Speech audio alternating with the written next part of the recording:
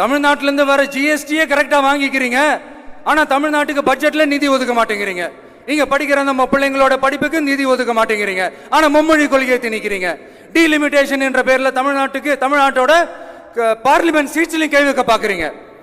ஒரே நாடு ஒரே தேர்தல்னு நீங்கள் ஸ்டார்ட் பண்ணப்பவே புரிஞ்சிருச்சு பிரதமர் சார்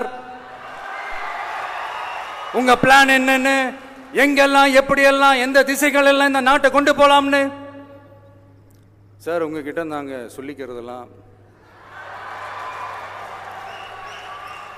தமிழ்நாட்டை கொஞ்சம் கேர்ஃபுல்லா ஹேண்டில் பண்ணுங்க சார்.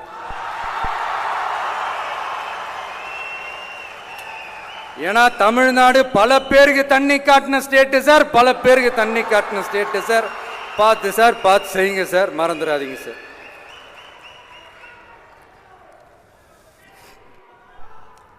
தமிழ்நாட்டு மக்களுக்கு இன்னைக்கு